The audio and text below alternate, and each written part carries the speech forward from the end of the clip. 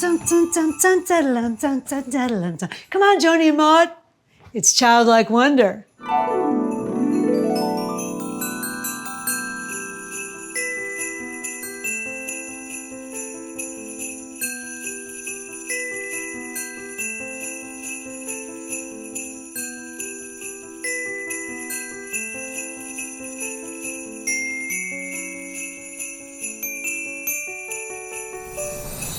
Childlike wonder is just literally being present.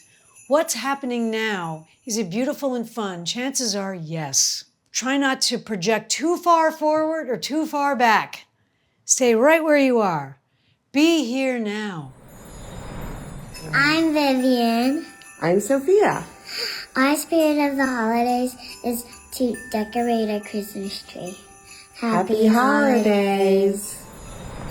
What are we making, you ask? Well, we're making sort of a crazy smorgasbord of delicious, childlike, wondrous foods.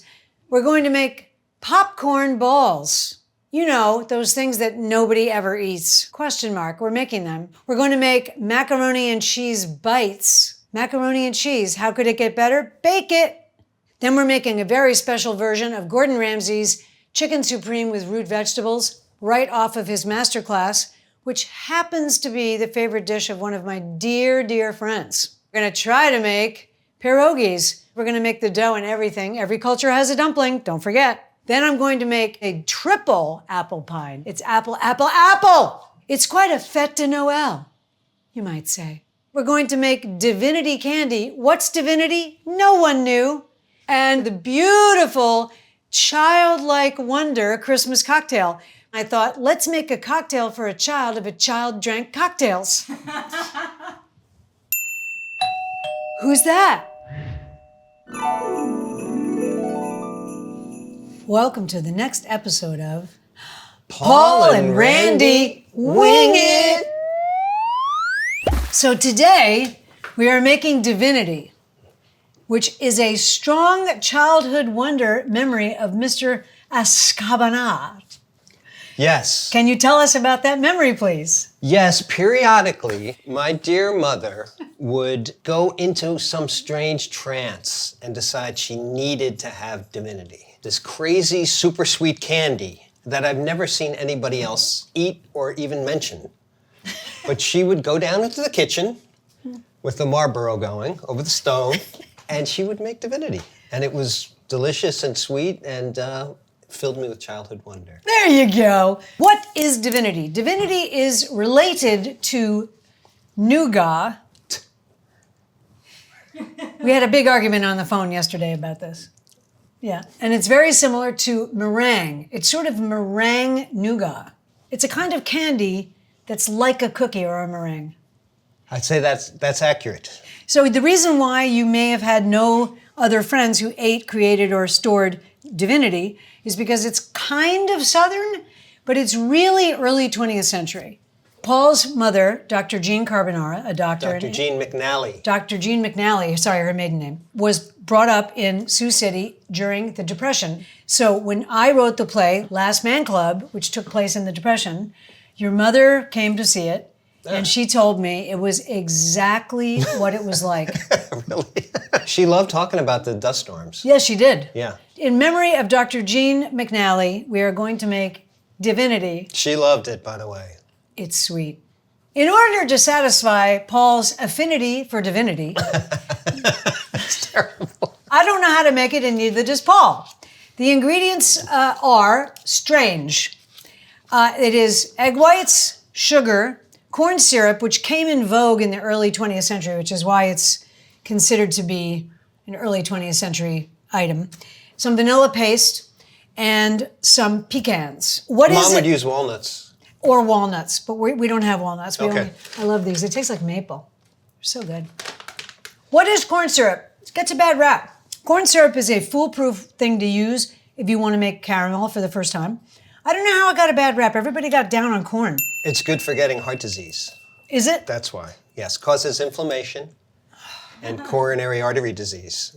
What would Dr. Jean McNally say? She would down this in one gulp. We're going to begin. I'm going to remove my hat. Ha! Well, the first thing they want you to do is put 2 egg whites in the mixing bowl. Can I do it? You cannot get any yolk in there, though. I have a technique. Well, so what I would suggest you do is crack them into another...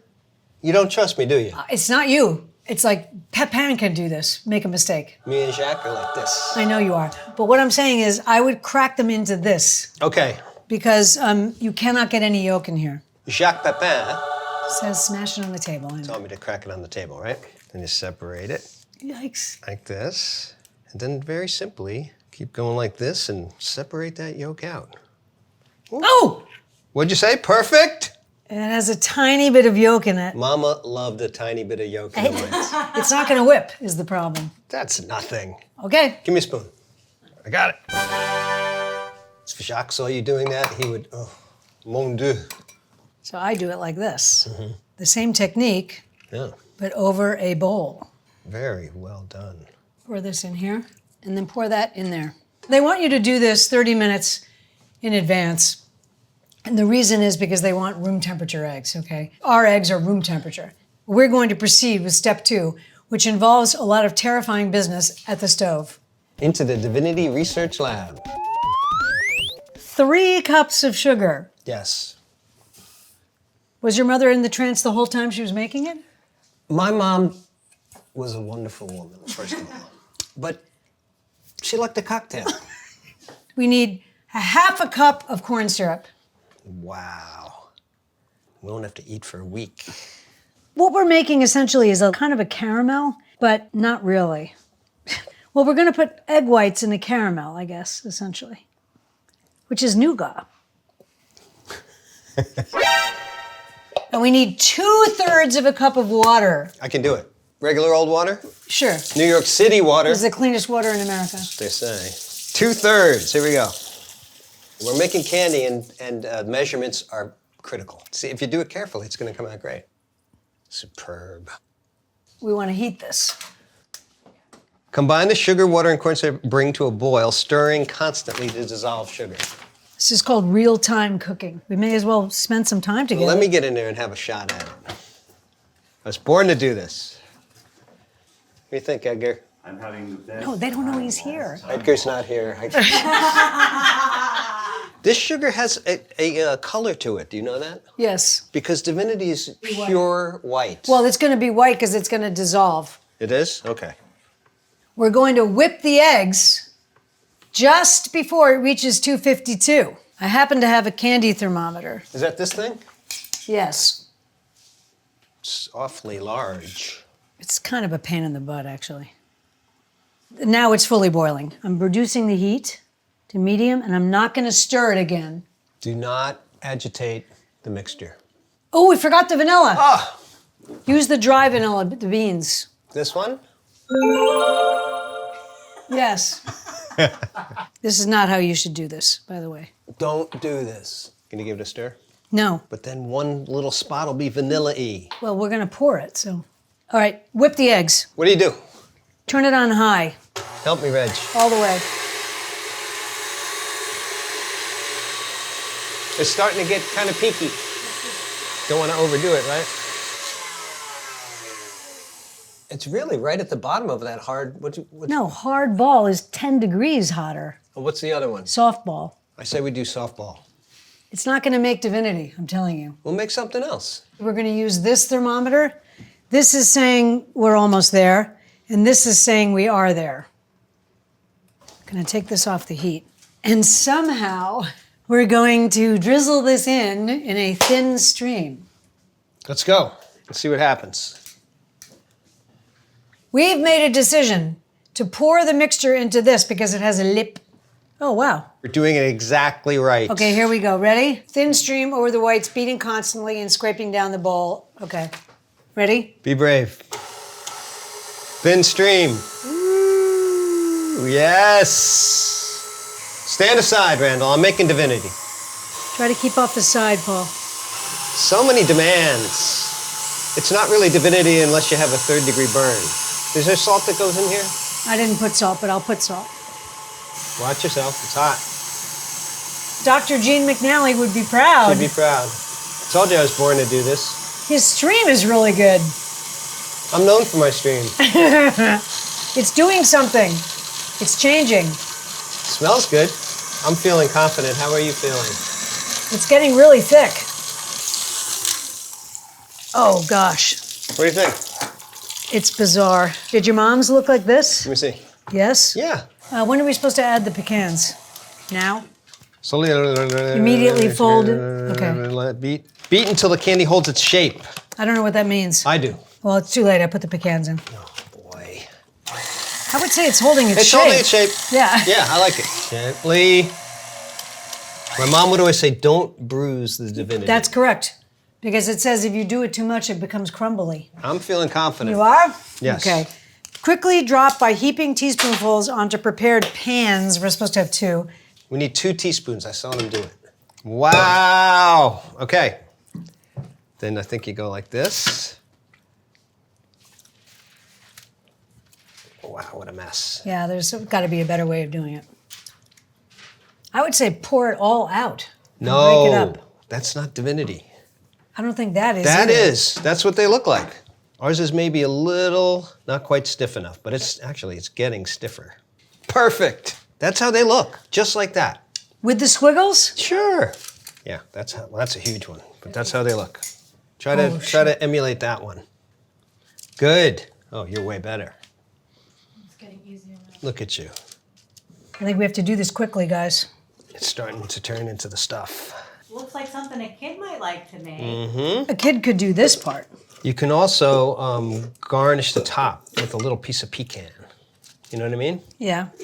You don't want to? I want to try and form them a little bit.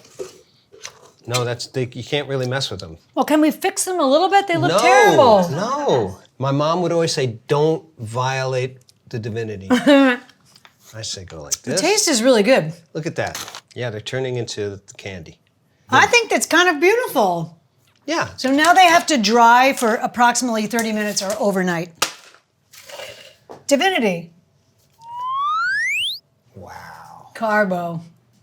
That's what they look like. That's what they look like. It's a little That's messy. accurate, but that's part of the experience. But when they're dry like that, you sort of understand it better. We're going to try this Yeah. one. That's correct. It tastes great. Yeah. It's incredibly sweet. Super sweet. Oh. Get that little salty blast. Yeah, the salty blast is very good. So you want to store these in an airtight container separated with a little wax paper. They're old school, and they're kind of awesome. And here's to Dr. Jean McNally. When I was a child, we would visit my Auntie Helen every Christmas Eve. Auntie Helen was my father's aunt. She had a gigantic silver aluminum Christmas tree. I'd never seen anything like it. Plus, she had a color wheel, so that incredible tree would turn from blue to red to gold. I could sit there all night and just stare at that beautiful tree. Bye, Carbo! Who's that? Oh my goodness! It's Edgar! Hi, Randy. Hi, how are you? This year, it's a very sad year. Edgar will not be in the children's play. Yes, I know. He has an alternative engagement. But we have an interesting replacement for 1 year, but you better watch your back. Who is it? Julian. Oh, Yeah. okay. Yeah. We're going to make. Macaroni and cheese bites. So how can you make macaroni and cheese better? My answer is bake it, crisp it up. So we're going to use this is a little bit big, but we're going to use a little muffin tin like this. And we're going to make mac and cheese. Then we're just going to put it in here and bake it. So now we're going to go through the laborious process with the roux and the milk, and we have to get the food processor, or you could just make Annie's from a box. That's what we did. Everybody makes it from the box. I must say I'm looking forward to it. Mac and cheese. Bites. So they tell you to boil some outrageous amount of water. All you need is enough water to cover this so it can swim. 6 to 8 minutes. I object to box mac and cheese, but I have to say kids love it. And kids would have fun making this. Where have you been? You've been in Italy. Yeah, I was in Italy for 3 months.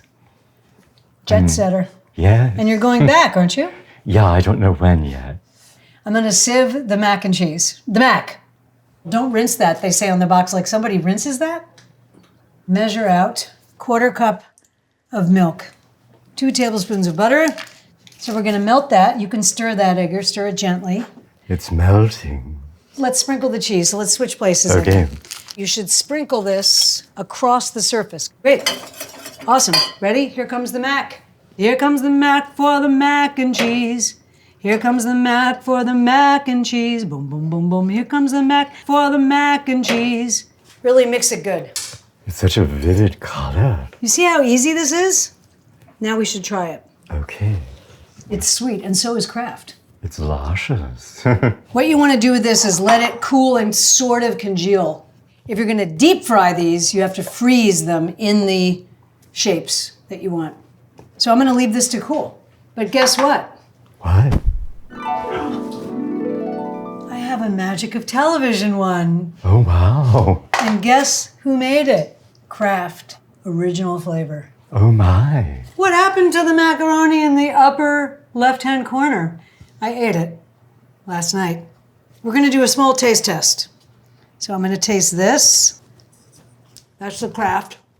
Strangely, it needs salt, which is kind of shocking. Yeah. It needs a little salt. And this is the Amy's. The Amy's is considerably better. Yeah, it Much is better. better. We're going to prep our pan with Everbake. You're just going to go like this. Okay?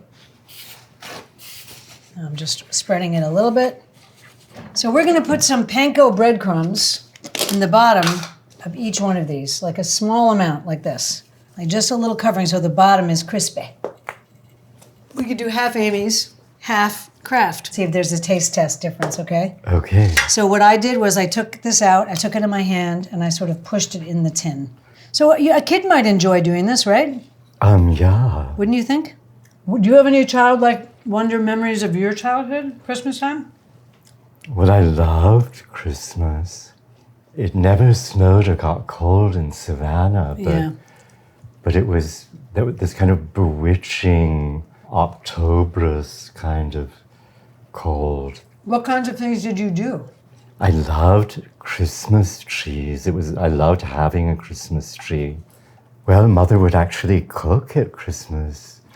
She would make a turkey. And she never cooked otherwise? Almost never. One Christmas, Mother was making the turkey and she couldn't find the roasting pan.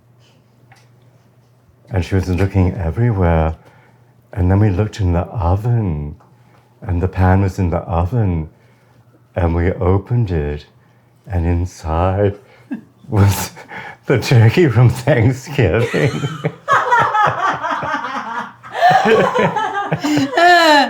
That's funny. It was horrifying. That's funny, Edgar. Was the turkey half eaten, Edgar? Yeah, and it was covered with Maggots? maggots. Oh, man. You never opened the oven? No. I'm going to dress these up a little bit. For some reason, it needs salt, which seems bizarre. The Kraft ones, well, we'll see what they taste like baked. The Kraft one, what? They are almost tasteless compared Correct. to the Amy's. Correct. Edgar, I have a weird feeling that this mac and cheese mix might need a little tiny bit of a binder. Okay. All right, so I'm going to use a little bit of an egg and a little bit of extra cheese, okay? Okay, yeah. So we tipped it out of here. We mixed the two of them together so it's not Kraft versus Annie's anymore. Okay. I'm dumping it in here. We figured a couple things. They want you to use like Ina Garten mac and cheese, like the one I make for reals.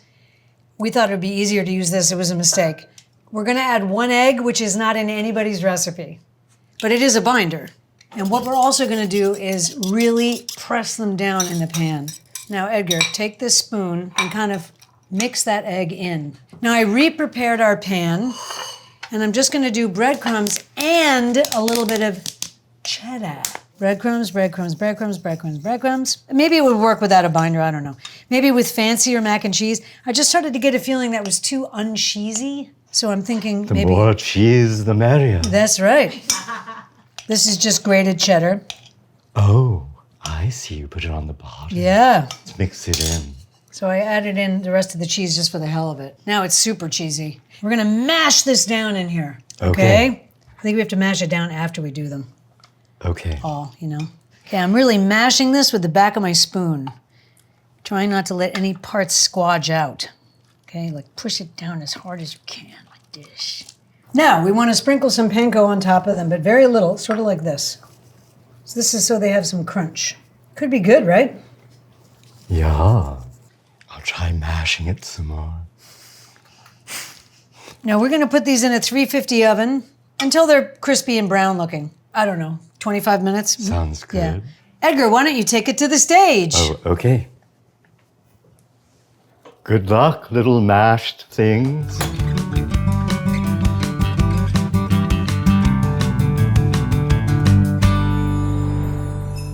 Hello, Randy and everyone at DPT. What gives me childlike joy is my birdie, Nestor.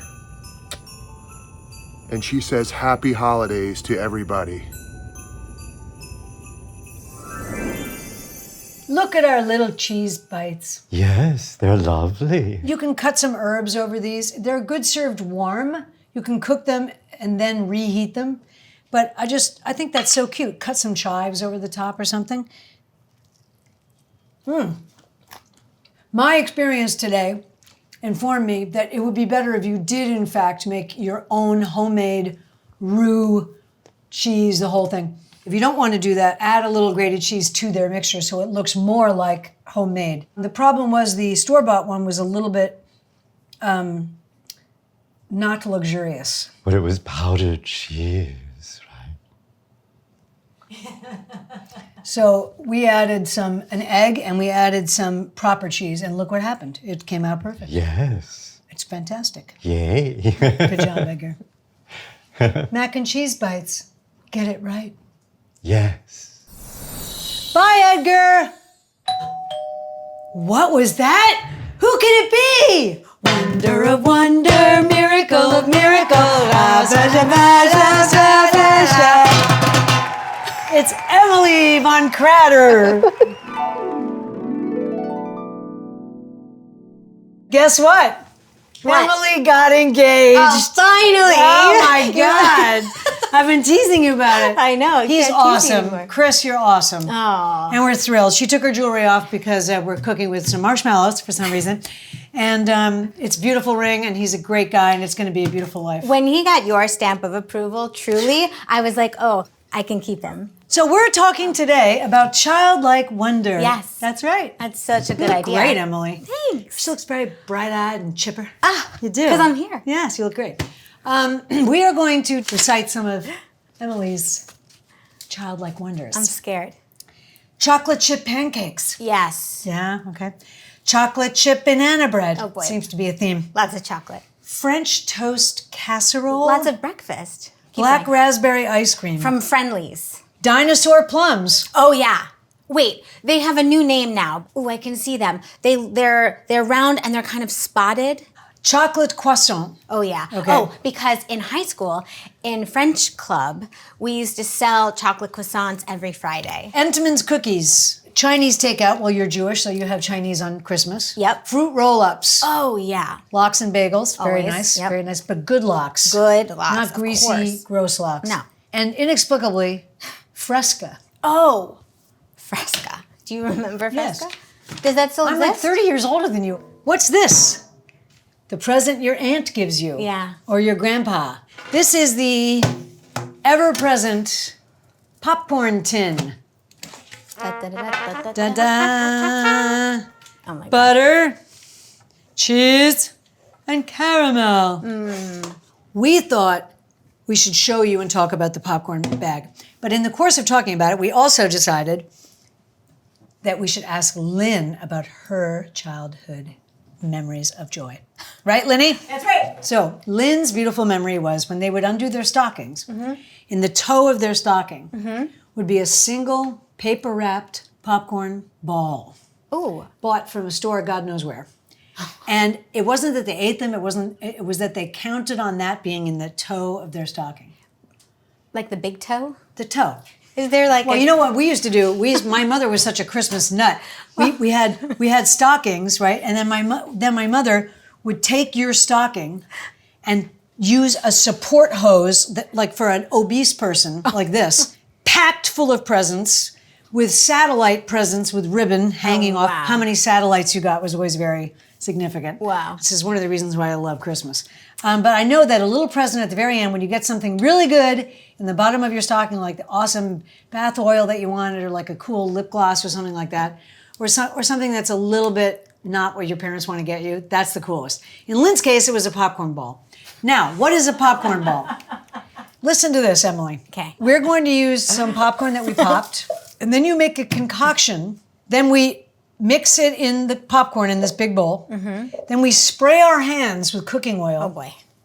And try to roll it into balls Right. before it gets too cold. Oh, Are you ready for this? sure. The first step is at the stove. Okay. Get that box of confectioner's sugar. Oh boy. hold on. Confectioner's sugar means powdered sugar. Yes. 10 times confectioner's What does that sugar. mean, actually? Premium. What does 10x mean? A pound is 2 cups, so here we go. Oh my God. I'm just gonna do this like this. Sort of eyeball it. Popcorn is one of my favorite snacks. Is it? We're about to destroy it. Yeah. Corn syrup. Corn syrup mixed with sugar. Yes. Whoa. Oh my God. Isn't corn syrup just sugar? Yes. Don't be afraid. Don't be afraid of it. It's No, just so sugar. it's sugar and sugar? 2 teaspoons. A little water in here. I put the marshmallows in. This doesn't seem likely to me, but we'll see what happens. Have you ever put marshmallows in the microwave? No, I dare you to eat one of those. It's like chalk, Yeah. squishy chalk. This is just like multiple kinds of sugar. Correct. And how big did we say these balls are? Are these melting? Yes, they are. All right, so really now it's just real time. We have to wait for them to melt. Okay, what should we do? Sing a song? Have you seen these videos of Adele walking around singing some impossible song? You know, she runs into like Meryl Streep, you know, Oh, in the crowd. They're great. Somebody explain whoever thought of this. What does it look like? It looks like it actually looks beautiful. It kind of looks beautiful. All right, now what are we supposed to do after this melts? Carefully pour the hot marshmallow mixture over the popcorn. Stir with a buttered spatula until the popcorn is evenly coated. Okay. Oh boy. Oh my God, you guys. Oh my God, you guys. In my opinion, this is ready. Now what? We're gonna do something kind of scary. Okay. When dealing with nuclear, hot, Ay. 3rd-degree burn, lethal caramel and melted marshmallows, you should totally be drinking. This What is are we having? martini. Oh, great. Here's to us. Who's like us? us? Damn few. Get ready with the greasy spoon.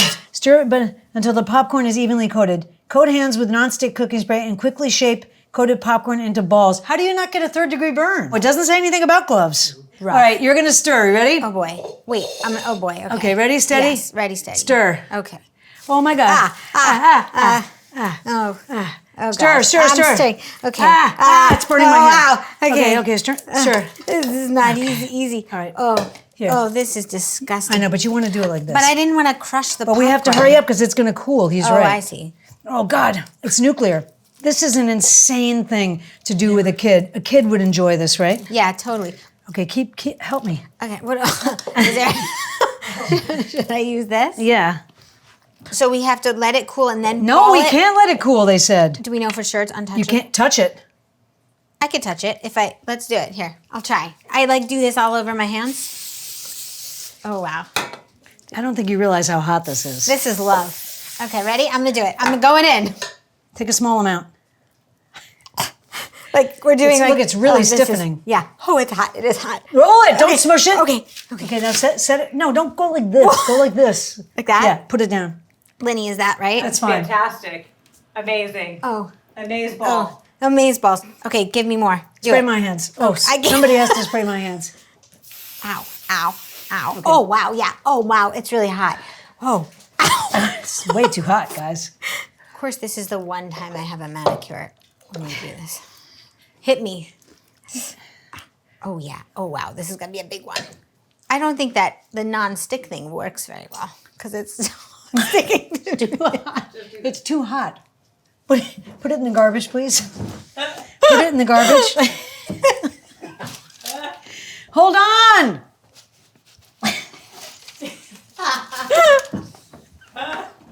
We have 2.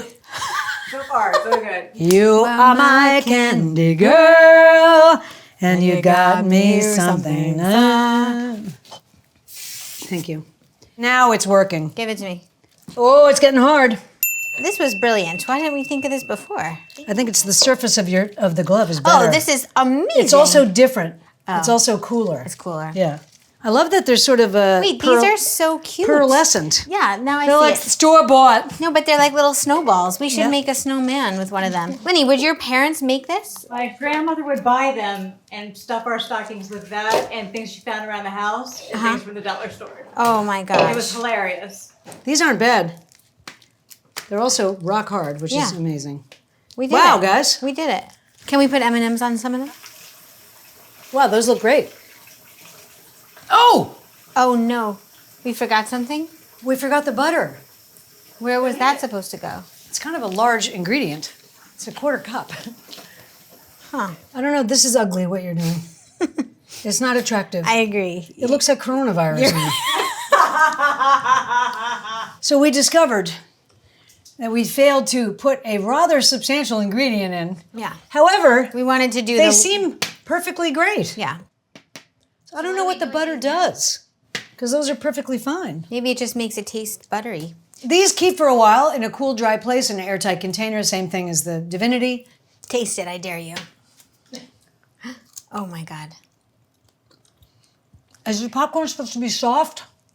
I don't know. I've never eaten one. Here's the truth. For a kid, this is like a dream come true. For us, it's a little bit too sweet. It's a little bit. It will get harder if you wait long enough. If you gave a kid a hot chocolate one of these, you'd either be scraping him off the ceiling or he'd go to sleep immediately. But they're sort of a cute Christmas treat. Popcorn balls. What do we do now? They're done? Well, now we have a little competition, Emily. Uh-oh. Let's go. Oh, hello. I was just roasting a chestnut by an open fire here. You know what gets me into the Christmas spirit, acting like a child, is the music. Chestnuts roasting on an open fire. Jack Frost nipping in your nose. That's what happened to me here. Jack Frost got me. And kids from 1 to 92, they wishes that in the song. What if you're 93? There's no Christmas? That's not fair. But the music I love. The cookies and milk for Santa, everything. I feel like a kid. This fireplace. I'm not getting warm. Honey, is there a problem with the fireplace? We have a little competition prepared. Gingerbread house kit. Oh boy. Don't look at the instructions. Emily and I have not looked at the instructions, nor do we have any concept of how this might go together. We have a 10-minute time. 10 minutes. Yes. Wow.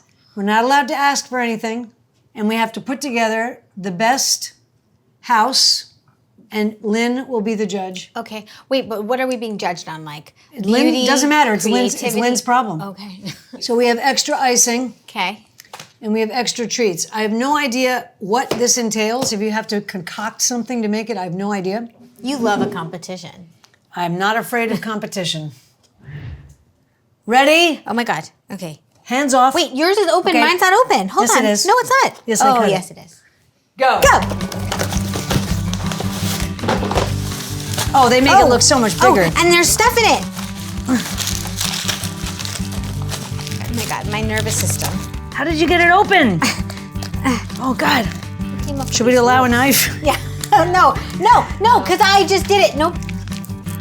Oh, it stinks. Yeah, it's. Wow, it really smells. Are you supposed to really eat this stuff? Okay, here we go. Icing. Need the icing. I heard a rumor about that. Well, we don't, but we need a scissor for these. Scissors should be allowed. Yeah, how do you make a house? I don't know why do we have this? Which way do you do this? Oops. Oh, no! What? Mine broke. Wait, where's the other Okay, here. How much time is left Here, on the here, clock? What? Wait, there must be a floor. Do they not want you to have a floor? That's not the right height. Don't look at mine. This must be the floor. Don't look. Oh shoot, I don't think this is right. Stop trying to distract. Mine is grainy. Is yours grainy? Yeah, it's terrible. It's not. It doesn't There we stick. go. Okay. Nothing sticks to This it. is a disaster. Hold on. This can't be right. Randy, wait, you said there's prizes, right? No, but this can't be right. There's a prize. Oh! No! I can't run. No, she cheated! No, you! It doesn't stick together, dude. They make this look so easy on television. I guess this is television. Okay, my roof has a big hole in it, but that's okay. I think the only thing I've ever won before is one of your competitions, and I have a big old trophy. Oh, you won the poetry. Oh! Oh no. How much time? How much time? Randy! oh, I lost an M&M inside the house. Mine's like a piggy bank. Mine's called No Man is an Island. And then there's one lone window standing. Oh my gosh, I'm so excited to see what the prize is. Directions, remove cap. But how do you remove it? I don't think that's right, but that's fine. It's Oh, true. hers is great. Oh. How much time is there for crying out loud? Stay. Oh no! All right, hands off. Hands off! Emily's great. I don't know. I have to take a closer look. No, Emily's the clear winner. Look at the smiley face. Fantastic. I also like the ruins. Oh my god. Oh, whoops. First prize winner in the Gingerbread Assembly Tournament is Emily Cratter. And she wins an individual hot chocolate with marshmallows. You drop it in warm milk. Yum. Place, dissolve, drink. That's basically my life. Congratulations, Emily. Thank you. Good job. Thank Love you for you. having me. I love you. There are many things I love about the holidays, but I'm going to highlight my favorite 3. So one is being with friends and family. That's the absolute best. The second is the way that New York City gets dressed up. I love the decorations. I love everyone coming to town. I love just the energy and the vibe in the city. And then I love sugar cookies. I love making them. I love giving them out. And of course, I love eating them. Happy holidays. Bye, Emily. Who could that be? It's Cocktails with Brit. Ta-da! I want to say that I asked Brit to create a cocktail for a child. Yeah. Like if a child could have a cocktail, what would that cocktail be? So I was thinking about when I was a kid, there was a woman who would take care of me when my parents couldn't, and she'd pick me up from school and bring me home. Her name was Lois. She had a husband, Glenn. Lois and Glenn were Yankees living in the Deep South, so they had alcohol in their house, which was not common. Aren't Southerners big drinkers? Closeted, but I also grew up in a dry county. And I'd go to their downstairs, which was like fully wooden, like 1970s style. And her husband would go behind the bar and make me a Shirley Temple. And I would go up to this giant plastic container of pretzels that was turned over and had a rotating, what do you call it? Like a candy dispenser, Spigot. like a spigot. Yeah. And you'd turn the handle and these pretzels would pour out into a bowl. And I'd go sit on the couch, drink Shirley Temples, eat pretzels. And there was always a bowl of these strawberry candies sitting next to me. Those specific ones? Those specific ones. And they're chewy on the inside. They're like kind of like hard plastic kind of flavor on the outside and then chewy and gooey on the inside. These pretzels are making me thirsty. Well, good, because we've got a drink coming up. What does a child like? Well, they like sweets. They like To get cherry. drunk. They like to get plastered.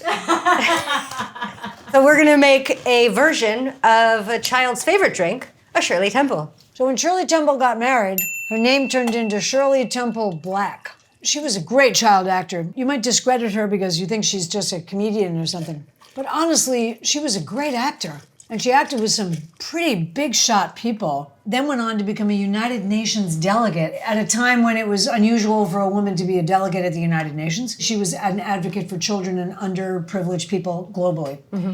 Shirley Temple Black. She also then went on to sort of lackadaisically report all the horrors that she endured as a child star in an absolutely unself-crucifying autobiography where she just explained, like, I was a little kid, I was a nice-looking kid, They were predators. She didn't use that word, but she talks about some pretty bad stuff, as does Judy Garland.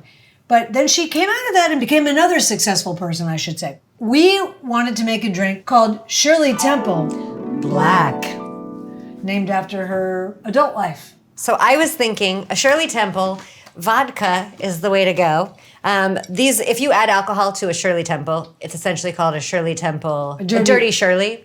But we're doing a little something different. Then it's the holidays. And what do the holidays call for? My favorite, allspice dram. Now to add the cherry flavor, we don't have grenadine in-house, but that's okay because we have pomegranate juice, which is what grenadine is made out of. And then we've also got our Luxardo cherry. And then in place of the ginger ale, we're going to use some of the Fabry ginger syrup and add a little bit of the Fabry cherries. Yeah. I thought about adding something nutty, but I feel like that's kind of pushing it too far. This is a little nutty. We do have nocino. We do? Yes. It's walnut liqueur. Maybe bring some out. We'll make one with nocino and one without. Okay. In the spirit of childlike, I'm not going to shake the cocktail and I'm not going to stir it. We're going to build the cocktails in the glass, the way that a child might. Ooh, faccia brutto. Faccia brutto. Oh, yeah, hey. baby. So as I always say, start with your citrus, start with your non-alcohol, your less expensive things, although citrus is getting pretty expensive, if we're being honest. Okay, so I juiced some lemon and some limes. That's what ginger ale is, should be lemon lime. And we're going to do, I'm winging it. We're going to do a ½ ounce. We're going to do a ½ ounce of the citrus in each glass. I'm going to now add our pomegranate juice. I'm going to do 1 ounce of pomegranate in each one. So we're going to do a little bar spoon of ginger syrup. Wow. And then a bar spoon of our cherry syrup. This is just in place of the grenadine. So if you've got grenadine at home, go for it and use ginger ale if you'd like, but we're just making a more adult version. And then a ¼ ounce of allspice dram. Do it, Britt. Do it. I'm going to do allspice dram in the one in front of me, and I'm going to do nocino, which is in the one in front walnut of you. liqueur. This is great. The nocino, if you can find it near Faccia you. brutto would be the best if you could find it. Yeah. Now we're doing a ¼ ounce of the cherry. And then because all this stuff has booze in it, we're going to add vodka. So we've got 1.5 ounces of the vodka we're adding. And then we're going to do a little bit of ice on top and soda. And that's our cocktail. I mean, can you believe she went from being a huge child star to being a delegate for the UN? That's a big deal. That's wild. Cherry garnish, you think? Sure. Oh my goodness, So Britt. sweet. Would a kid want this drink? What do you think? Oh, it's gorgeous, Britt. Pretty, right? All right. Cheers to childlike wonder. That's right. Oh, it's so good, Britt. Damn. That's pretty refreshing. Ooh, that's good. Which one's better? This one's better. Which one's that? Very slightly. Britt's That's is the slightly allspice. better. There's more happening, It's and a it's like sea hair better. yeah. This is superb. This is a little more playful. Yeah. Oh, nice. Oh, good. So good. Shirley Temple. Black. A thing to keep in mind, though, when making a drink that includes any kind of carbonated beverage, I did this the other way. So you make the cocktail and then you add the ice and top with carbonation. And that means that those items aren't necessarily fully mixing together. It's prettier in the glass because you get color variation. But if you're making a drink, you want everything to taste the same. Add all of your liquid in and then add your ice because the ice is going to stir it all together. What a great first day. Yeah. My favorite thing about Christmas is making things for Christmas because it's like when you get little new babies in the family, you can make ornaments and making things for pets because their standards are low. And then, because it's New Zealand, we get a new pool floaty every year. So getting in the pool for the first time each summer, that is another thing that I love about Christmas. It makes me feel like a kid again. Oh, I didn't see you there. I was just watching my favorite Christmas movie, Rudolph the Red-Nosed Reindeer, because it has the island of misfit toys. Right, Joni? Oh, I think Joni fell asleep. It's day 2 of our Christmas spectacular creation. So earlier this year, I mentioned in an episode that I was having a difficult year, and you guys were so kind to write in your support and good wishes. But now I have to tell you that a very sad thing happened this year, which is my friend David got something called a glioblastoma and died. He died peacefully at home, literally surrounded by beautiful things and people who loved him and whom he loved. And honestly, we couldn't have asked for anything more. It's an unbelievable, incalculable loss. And I know many of you out there are experiencing something like this around the holidays, and my heart is with you.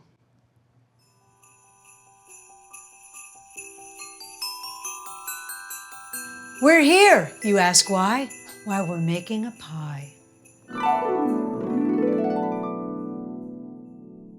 So we're gonna make apple pie, but before we do that, I'd like to discuss the Thanksgiving pie competition.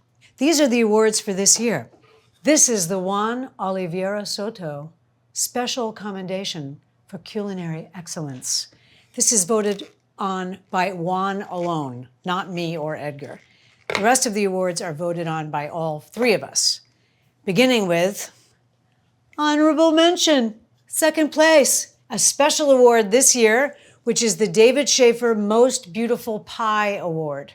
Then we have 1st place, pie competition. Who's won this before? Eric! Yay! You've won this, haven't you? I've won this 3 times. We're going to make Eric's first winning pie. Yes. Which is a triple apple pie now. Apple pie. Let's make it! Booyakasha!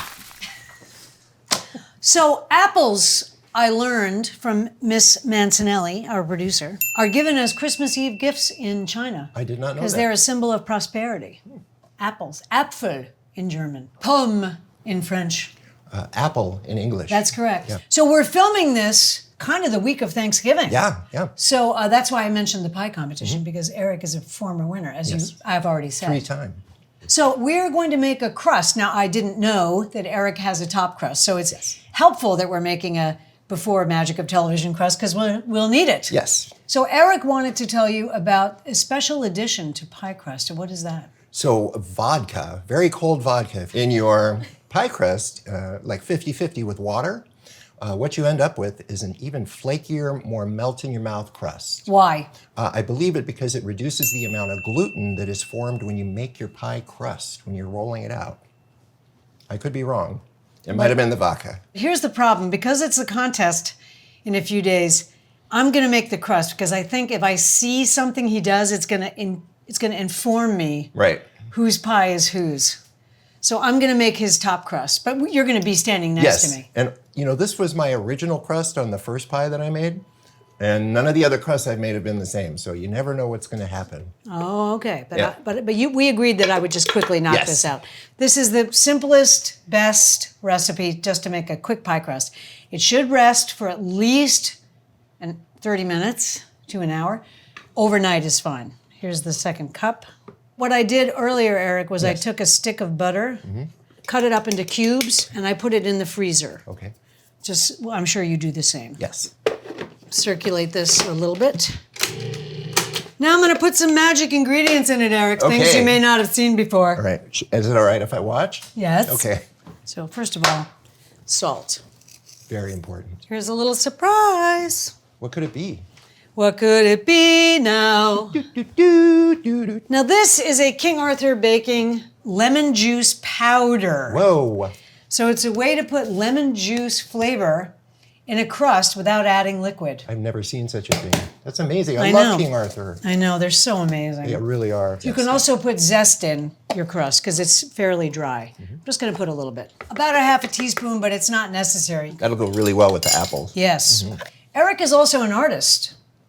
And I think we've mentioned his incredible wallpaper designs. Yes. He works for Alpha. It's an amazing studio. Yes, I'm very excited to work there, and we're at a new space in Brooklyn called Powerhouse Arts, which is so amazing. And it's great. Yeah. And Eric is also the stage manager for 7 in 1 Blow, our children's play we've been doing for 24 years. When I was 40-something is when we started. It's amazing. That's incredible. So Eric and his husband Spencer also have a company, really Spencer, but it's Eric helps, called Just Caramels, which is very, very good caramels. Yes. So that's all the plugs I got for you, Eric. He's the candy man. He's the candy man. He really is. Hi, in the 1970s, as a kid, I went to see Willy Wonka and the Chocolate Factory, and to this day, it's my favorite movie of all time. This little boy goes out to do something good for his family, to do something good for his friends, to help the world around him, and he wins this chocolate factory. It inspired me to pick up my mom's caramel recipe, make caramel, gift it all year round to family and friends and whoever wants to get it. Happy holidays, everybody. Now, get the butter. Yes. All right, I'm just sprinkling the butter, the little cubes of butter. This is how big they are. Slightly larger than pea size. This is 1 stick of butter cut into cubes. I'm gonna just pulse this, bloop, bloop, bloop, until I look in and it looks like what? Pea size. Little pea-sized pieces of butter. Peas? Those are like big sweet peas, not the lucerne. I'm gonna use an egg, which Eric thinks is very fancy. I've never heard of such a thing in a pie crust. I'm so excited. Oh yeah, it makes it extra yummy. Pour this in like this, okay? Now we're almost ready to do the miracle. Eric, get the vodka out of the refrigerator. Okay. And we're gonna put a little chilled water in with the vodka. So in my opinion, this is more than enough. It's about 50% vodka, 50% water. Run it, and I'm gonna pour this in here. Don't panic, okay? If it needs more flour, you just put more flour in. If it's too dry, add more water. Okay, here we go, Eric. Ready? Yes. Oh, it's not gonna work. Oh no, what are we gonna do? What do we do? Add a little more water. Something's happening. I think you're there. Oh boy, no, it has to be one go around and around. There we go. Woohoo! That's really fun. I've never made a pie crust that way. Oh yeah. In the machine, so it's like one. This is the one best ball. way. We Look need at that. now we need a little bit of Little flour. Yeah. I'm going to show you how unafraid I am. Oh, it smells good. Look at this. Perfect. Don't knead this, okay? In fact, handle it as little as possible, or it will get overworked, as Paul Hollywood says. So we need a piece of saran wrap. All right. So form this into a thing like this, because you're going to roll it out in a circle, all right? Pick it up, look at it, smack it if it has any big And that'll cracks. get incorporated over the chill time. Now, when you close this, you can do this, and it makes the cracks disappear. You know, it wants to be beautiful. That can go in the fridge. All right. Welcome to the childlike wonder of the Vittorio apple peeler It and is slicer. beyond belief. I'm telling you, you're gonna freak out. I'm already freaking out. You don't have one? They're No. extremely affordable. I don't even understand how it works. Well, I'm gonna show you. Okay. So it has a suction cup. Turn this lever. And you're locked in. I'll do a small one just to show you how amazing the machine is. All right. Pull out the stem. So this is who you're gonna marry. A, B, first name begins with B. A, B, C, D. Oh, D. B, D are his initials. Okay. Barry Diller? Barry Diller. I don't want to marry Barry Diller. So what you do is you take the end like this Okay. and you it's stick not it. This, it's not the core, I mean the stem end. Okay. You can do either end. Oh, okay. Oh, What is not happening? very exciting. It's like roasting an apple. What will... Oh my God. Oh, and it's turning into slices. Correct. Look at that. Up. How does that even... It's amazing. It's an incredible invention. Do they make these for ham? Probably how they do it. Oh, let me try It's that. a good apple. Now we're just going to do this, right? Boom. Is that amazing, Eric? I feel like it always takes me about 45 minutes to cut my apples. Word. Putting them in a bowl. We're going to do this fairly swiftly because the apples will brown. Right, that's why I like lemon juice, but you said the yuzu works real We're well going too? to, it's the same. Oh, B, C, 4. D, E, F, F, Frank. What's it supposed to do? It's supposed to go in the skin. Oh, I see. C, D, D. Okay. F, Frank Delano. Frank Delano. Him and his brother Dan and his sister Dawn. All right. All right, Eric, it's all you. All right, I'm going in the back way. Go swift. Okay. Don't be scared.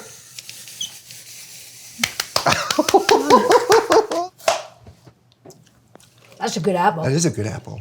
This apple is red inside. I kind of don't believe you that that's what's going to be I inside know, of here. it's weird. Oh my God, look at Look, it. it is red. This is the most fun thing I've ever done in my whole life. Wow, look at that. It's so beautiful. It's tart and kind of a little bit sour in a great way. Oh, it's perfect for baking. Mm-hmm. Wow. How much more do you need? Well, let's see, we've done 3 apples. Let's do 3 more. I like a bountiful pie. Okay. You don't know who you're going to marry now. Starts with an E. Oh, A. It went through already. Did it? Yeah. E-A. Eric Adams. Eric Adams, yeah. Good luck. If you want to go to Turkey, you'll have a great time. I'm going. I'm very excited to try that one. Black Arkansas or something? These are from Frog Hollow. It's outrageously expensive, but the fruit is so good. I'm just getting excited about this whole thing. Do you have any other fruits or vegetables that need to be cored and sliced? Yeah. It's like a red delicious a little bit, but hard. It's good for baking. Throw it in there. There's a very strange thing about this. If you gently touch it, sometimes it won't go. Sometimes it won't go in, but if you gently touch it, it will. Look at that. Oh my gosh. I mean, the most amazing thing of all is you just rinse this in the tap water and dry it. It's miraculous. It's some sort of miracle. Now, I make applesauce over the holidays, and this is a game changer. Now we're going to prepare the apples for the pie. Yes. Ah. So if I may have granulated sugar, 1/2 cup of that, please. Sprinkle it on there. We should go ahead and put the yuzu in there. I'll do about yay much. A little bit more. And 1 more splash. Yep. Toss that in there just a little bit. Just to get the yuzu on the apples. I would like to have 2 tablespoons approximately of this beautiful dark brown sugar. So I don't really want to toss it around too much more until all the ingredients are in so we don't beat up the apples. I would like some sort of pie thickener. So what is a pie thickener? So when you make a pie, cherry pie, for instance, which is disqualified now because it's an instant win. Because you love it so much. Right. So anything that's got juice or liquid, everybody uses a pie thickener or enhancer. And any pie thickener or jam thickener is tapioca starch. This one is from King Arthur Baking. 2 tablespoons, please. Modified food starch. Yeah, I like it. So I'm just going to put a dollop of this boiled apple cider. And this is what makes this go from a double apple pie to an apple pie. What is boiled cider? It's exactly what it sounds like. It's reduced cider. So it has ultra apple flavor. And it's got beautiful red apple colors, very intense and so good. Are you upset with it or are you okay? No, I think it's amazing. Hold on. I've never cooked with this. I just want to see what it tastes try it. like. It's also something we've used in caramel to make a sort of apple-y flavored caramel. It's really good, right? Oh, I'm so thrilled to introduce you to something like this. No, that's really helpful. Yeah, it's super apple-y, right? So we're going to dollop that in there. I would dollop it. Yeah, okay. Go berserk. You don't want to go too much because it'll maybe make it a little sour. So then let's do 3 tablespoons of apple butter. So what is apple butter? It's just applesauce and apple juice concentrate. So we're going to go... Even though he won, he doesn't know the recipe by heart. Well, you know, that was years ago. I've won so many times since then. So, Randy, if you would be so kind as to put in the pre-mixed delicious seasonings and spices. We're doing a big commercial for King Arthur. They have no idea. This is Yuletide cheer. It's different than gingerbread spice. I also have that. I have gingerbread spice too at home, but I would not use it in the apple pie. Okay, this is what it has in it. Cardamom, Okay. coriander, Okay. orange peel, All right. mace, Okay. allspice, and nutmeg. All right. That's a pretty close combination. I do enjoy a bit of ginger. Ooh, let me have a smell of I that. have ginger. Maybe a 1/2 teaspoon of ginger. So we couldn't find the ginger, so we thought, what about using the Fabry ginger? Now, this is a syrup with chunks. You don't want the chunks, you just want the syrup. I just want the syrup. So what I'm going to do is 2 teaspoons of this, about yay much. Get it. Ooh, that seems like a lot. I'll maybe just do 1.5. Okay, that's a lot. Oh my gosh. Yes, it's amazing. Everything they make. No, I thought you were going to eat it. I thought about Yeah. it. Maybe just a touch more. Yeah, just for- definitely. all right, let's go like That's going to make it. So gingery delicious. Let's put a pinch of salt in here as well. Yeah, give it a good pinch. Not too much. Plenty. Dun, dun, dun, stir it up. So now I'm going to fold it up one more All time. right. Do you want to get the pie crust out? Now, what is this lattice thing I heard about? You know, so you go. Do we need more flour in there for Oh, that? you're going to roll it, Mr. Lattice. Okay, so I've never used this kind of roller before. I'm very excited. This is the one from Great British that broke the internet. And they had this on the show, and then they sold out instantly while we were sitting in the office watching it. T&G, I'm sure they were like, what the H? All right, Eric. Okay, what am I doing? You're rolling it out, babe. All right, let's see how it goes. You know you never wash your rolling pin, right? Right, you just wipe it off. So I grew up with store-bought pie crusts, but at the holidays, one of the things that I really loved is when my mom made a handmade pie crust. You know, we opened our Christmas gifts on Christmas Eve, and then the morning would be about our Christmas stockings. And the cookies that she would make out of the pie crust, they were so good. Oh, Leftovers. those are so good. That's a gorgeous crust, Randy. Yeah, it's nice, I've never right? made a crust that pliable. Oh, wow. Yeah. Well, ever. maybe it's the egg. I think it's the egg. Do you have a pie crust or a pie plate? I can just kind of put it down there. Dan at Perusa, they have a cooking class now, starring Dan, the greatest knives in the world. Here's one right here. So I'm just going to cut some long strips here. We can use that one. Look at, obviously an artist, look at that. Those are thick, dude. This is great. Do you need an enough. egg to stick it on or no? No, I'm going to use heavy cream. But how do you stick that on the bottom? Just a little bit of water. Now this is a par-baked crust. We Yes. baked this for 15 minutes. It's not as beautiful. It wouldn't win the David Schaefer Most Beautiful Pie Award. But it's going to be so delicious. But it's going to be so yum. Okay, here we go. Eric, do your magic. Okay, I'm going to put this stuff Gently in there. put that in there. Don't just blop it all in. Well, I'm afraid you're going to break the side. It's fine. It'll be good. Oh, there's a little bit more. We need every bit. So I'm going to lay this on here. Do you need the water? Not yet. I'll do that. Here. Oh, that's great, Eric. God, no wonder just you a won. lettuce. Beautiful. Yeah. It's All going right, to be now very how are you crusty. going to stick it? So I'm going to just put a little bit of water in my finger Okay, here. then you have to cut it, don't you? Yeah, I'm going to trim the Okay. edge. Yeah. Hey, do we have heavy cream that I can Yes. use to brush the crust? I bought it especially for you. This is going to have so much good crust on it. I'm so excited. All right, so let's get some heavy cream and Okay. the demerara sugar. I love this stuff. So I like to be very liberal. I love what heavy cream does to the pie crust. All right. My mom taught me a ton of like the baking, how to like measure flour without packing it in. She taught me all kinds of like tricks in the kitchen that I've carried with me. And when I cook with other people, sometimes they have no idea why I'm doing the thing that I'm doing. And then they realize that it's the way to do it. Anyway, she was a nice lady. All right, so I'm gonna sprinkle this demerara sugar really liberally. You can see why it won. Those are really cute. Yeah, I made some little pastry cookies in memory of Mrs. Savage. Oh, thank you so much. She passed away right before Christmas last year. Yeah. She made me a hat. She loved making hats for people. She really enjoyed knitting, and she loved hearing the story of the person that was going to get the hat. We measured everything. The truth is, you don't have to measure it. No. Because you're making the filling of a pie. Just think about filling of a pie when you're making it. If it's too wet, it's going to destroy your crust. Yeah. If it's too dry, it's not pie. Correct. You just want to put in the seasonings that are going to taste good to you, That's right. that make you happy. And kind of that jammy, loose consistency with some juicy apples. You're Right. in business. Okay? Absolutely. So let's take it to the stage. All right, let's do it. Ready? Yes.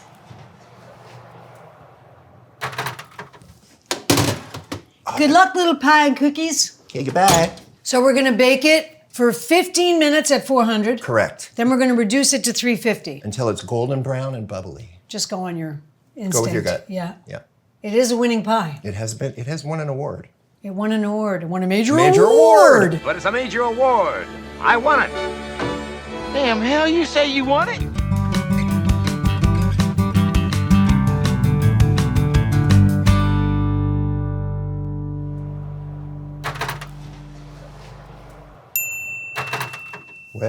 Well, this is a pie. Mm-hmm. We made a pie. You know, when you say to approach it like you've done it a million times, I didn't do that when I rolled out the crust. I got You got scared. nervous, I got yeah. nervous. So the pie crust is about this thick on top. It's really going to require some breaking in to get to the sticky filling inside. Yeah. You know what? It was fun doing it together. It was super fun. I'm so glad we did this Me together. too. Oh. You probably shouldn't serve any pie when it straight comes out of the oven. If the pie is very full of moisture, you want it to rest a little bit. So any pie, don't serve it. It's not hot from the oven. Don't do that. Right. Warm from the oven, at least 30 minutes, at least, okay? This one doesn't really need a lot of firming. No, I think you could actually, this doesn't need a rest. This needs to be arrested. You could probably cut it like a cake. Yes, yeah, right. And eat it like a hand pie. I think you might be able to flip it over, actually. I think that might actually work, and I don't think this would crack. I mean, it would just... Wow, you'd have to have a nuclear bomb to crack that I think shit. you might be able to use this as a spare tire. It's beautiful. Yeah, and it was so fun. Yeah, it was really fun. I love you. Hi, this is Adam, cameraman from Dinner Party Tonight, and this is my daughter Emily.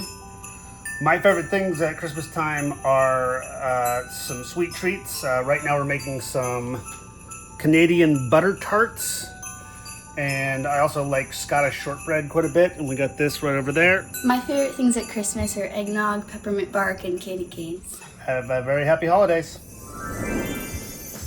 Don't be a jamoki, make a pierogi.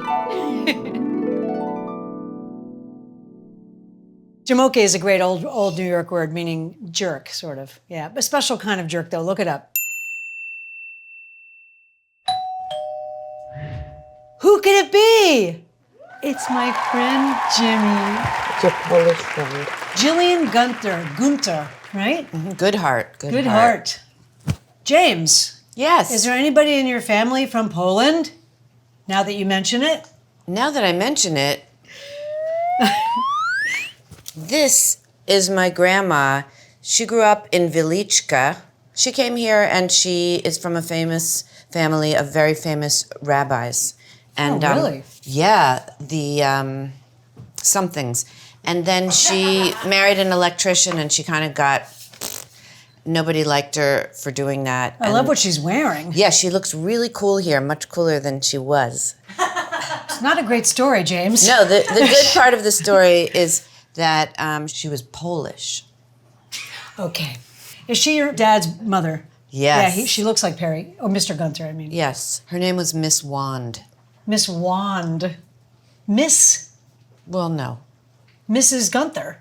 It was Gutherts, but they changed it. Mine was Scharf, we think. We don't really know. We're going to make pierogi, which were famously served at, and still served at Veselka. Which is where I first tasted them. They're excellent. And when I was 10. Oh, yeah? Yeah. Now, these are Polish dumplings. They're also akin to Russian dumplings, akin to Moldovan. Yeah, it's sort of an Eastern European dumpling. We're going to make classic pierogi. I will say that when David was home recently, he loved him some pierogis. All right, pierogi, commonly served on Christmas Eve. You can make this, kids would like to make this. You'll see, it's kind of a wreck. It's fun to make. So last night, I did make a dough. This is the one I made. We'll see what's happening with it. And this is how you do it. Now, I'm gonna tell you, it's a little crazy. Pierogi dough is basically kind of pasta dough, okay? Put 2 cups in here. Okay. 2 cups of flour. Got it. I'm excited. This is 2 cups of flour, 3 tablespoons of butter, and a half a cup of water. You can change that if you want. If you need more water, just put more water. And 1 beaten egg. I'm gonna pour this in. It's not an emergency. You're just gonna stir it, okay? While you're doing it. Yeah. Quite aggressively, Oh. because you're combining it. I'm gonna put a glove on because it really sticks on your hands. I discovered last night. Okay, see how it's kind of shaggy? Yeah. Okay, now we're gonna add the egg. I'm gonna go lefty so it Okay. can look like we're one person. We'd be like this. Okay. All right, ready? Yeah. I'm gonna start with this, okay? I'm gonna start here, and you're gonna finish with your hand. Okay, Said the actress to the bishop. And then try not to do this. Try to do this more. Yeah, now because it's... And fold, I bet. Yeah, now in my opinion, it's too wet. But let's see. Oh. So I'm putting more flour. This is not an exact science. You're looking for a pliable dough that you can knead. The most important thing is to have fun. Yeah, exactly. You can't mess this up, kind of. Okay, now, what we want is for this to become a pliant, responsive, elastic dough. Okay, we're gonna knead this. So heel, turn, go for it. We're gonna knead it for 5 minutes. James, you have any childlike wonder memories? Yeah, one time I went with my dad to a restaurant because we didn't have any consistent sort of celebrations. So one time for Christmas dinner, we went to a restaurant and we walked out without paying. Oh, that's That mean. was so fun So because I mean. was so young and I didn't know. What about the poor people that work there? Right. And then I realized it wasn't funny as a grown-up. And then my dad asked me about it the other day and laughed. And I said, it's not funny. I used to go to a restaurant in Newport when I was 20 called Pierogi's. And I didn't know about tipping. I realized many years later I never tipped them. Oh. Because I didn't know. Because you grew up in England? That's one thing my dad didn't tell me. Let me have a little feel of this. On Christmas, I went to see the Bad News Bears. Oh, it's a great movie. And I had a Snoopy with me. But now, look, see how it's getting... Wait, do you want to hear about my Snoopy? Yeah, but hold on a second. Okay. We want it to spring back. Oh, it's a really good job. It's almost doing that. Go ahead, James. So I brought my Snoopy to Bad News Bears, and the boy in the movie was a bad boy. Oh, It yeah. was really not cute, but I thought he He was was cute. cute. Are you And crazy? after the movie, I thought, oh man, that boy would never go out with me if I had a Snoopy and I threw it in the garbage in the lobby. You told me that. You told me that. But Isaac, my current husband, bought me a Snoopy to replace it Aw. because he said he would still like me if I had one. It's almost 5 minutes now. Now knead it with the idea of getting rid of some of these wrinkles. Okay. No. Don't pull it. I'm like Lucille Ball. Oh, yeah. Now, James, in that drawer, get me some cellophane, darling. Who See how it says springs back? cellophane? That's like from the 70s. Hey, you know how to say thank you in Polish? No. It's really easy to remember when I tell you the trick. It's dziękuję. Dziękuję. Dziękuję. But if you can't remember it in Poland, you just think thank you, thank you. So look at this, how it springs back. Yeah, that is Okay. unbelievable. So now it's going to go for a little rest. Can you tell me what else you could do with a dough like this? You could make any kind of dumpling. Anybody could do this. Yes, as long as you don't have fear. I did it for the first time last night in my life. Really? Oh, yeah. That was the first time. And that's this, right? Yeah. I'm going to put it in the fridge. You know what it reminds me of when you go to the supermarket as a kid and you sit on the Wonder Bread? That's what it feels like. Like you could want to sit on it or squish it. We're going to make the filling. Okay, now we have a choice. We can use the ricer, which works like this. Oh, neat.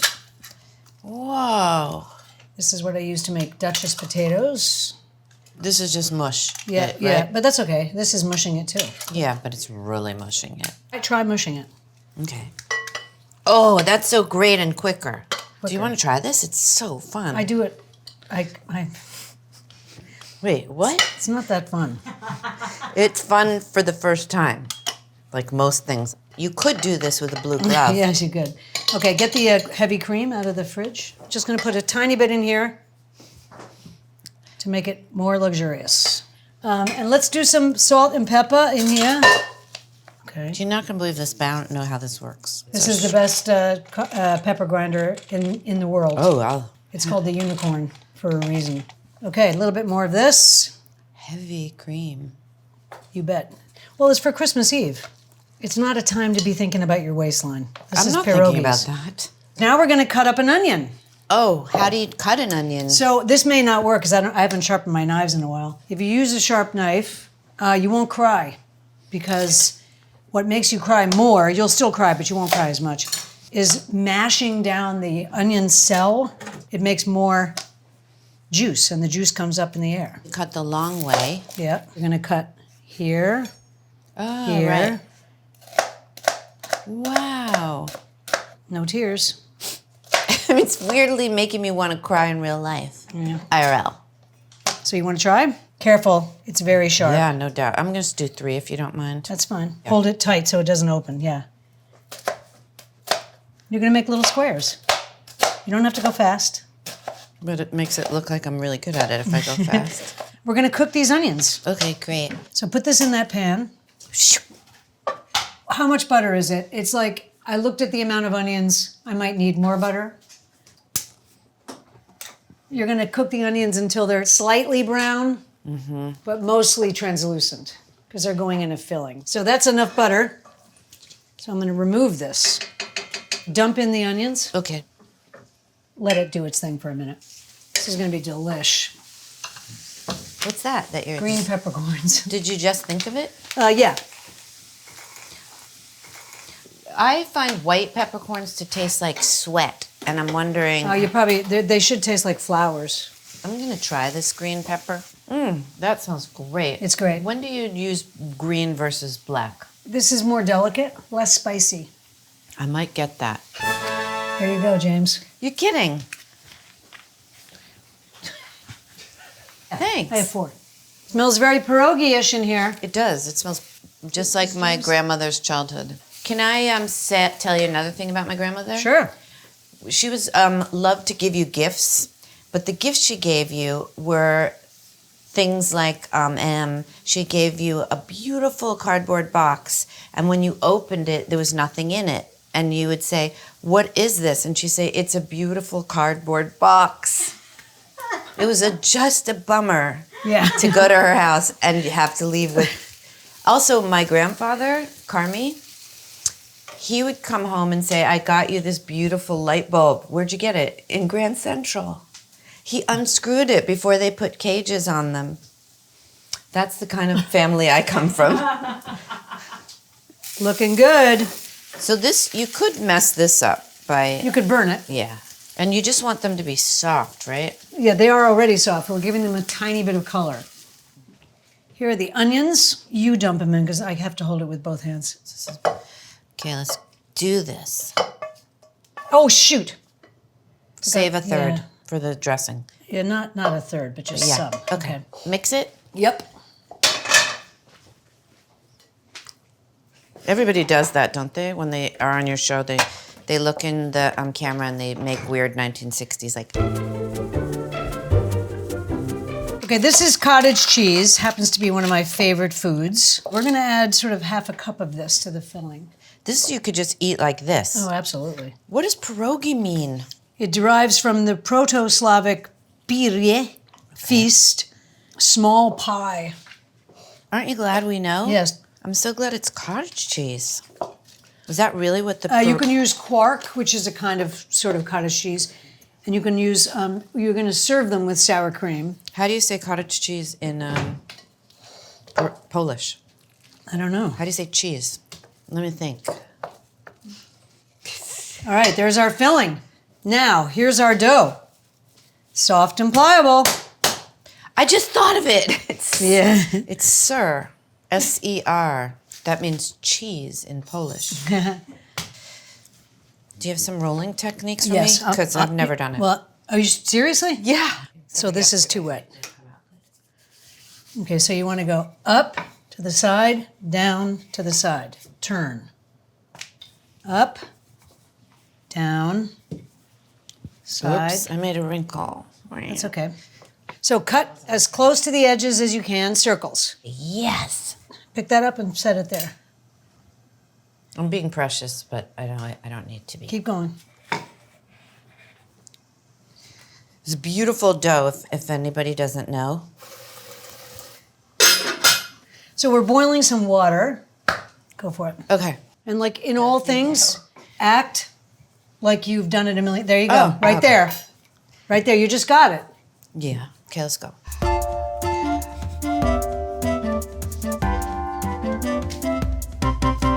I'm just going to put a moist cloth over this.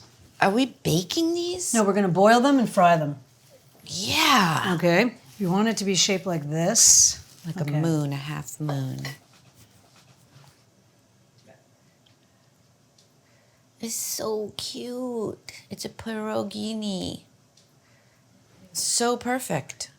A little tiny bit more, because that's a thick one. You can take risks with that one.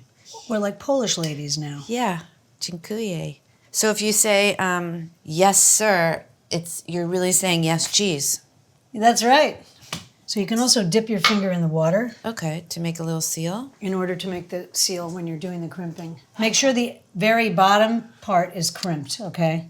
Yeah. Like the tip, this thing. Okay. Aw, I'm so into these. Is it something...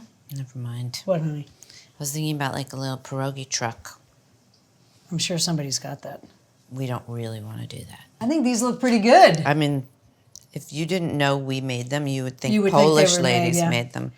Now we are going to boil them for about 4 minutes, and we're going to fry them in the oniony, buttery pan. They're going to sink, then they're going to rise, then they're going to puff a little bit, okay? Yep. So we're going to put a single layer.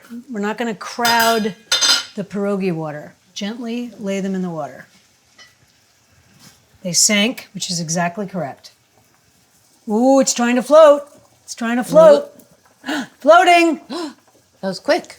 Look, it's working. So they're puffing, which I'm loving. They're puffing up. They're staying closed. Yeah, we really close those. This is something I would definitely make again. You could freeze them. Absolutely. Okay, 4 more. Looks like pierogi. We need to fry them a little bit. So good looking. And my grandma would never fry them. Yeah, No. it's a debate. Some people fry them, some people don't. Sometimes if you have a Jewish grandma, they don't want it to be too good because you have to suffer a little, right? Okay, I melted a little butter. I'm gonna put a tiny bit of olive oil in the butter to keep it from burning. Oh, is that? I don't know about that. It works. Great. And we're gonna fry some pierogi. Or should I say Jimmy's gonna fry some pierogi. It doesn't matter that they're wet. No. Try not to crowd them, honey. Oh, okay. Yeah. Never crowd. So you never want stuff touching in a pan.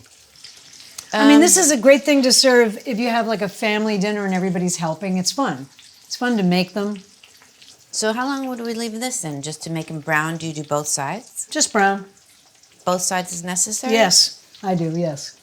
This is, nice one. Wow. So that tells me that it's hotter side over is here. hot, yeah. Okay. Oh. Look at these mothers. These are good.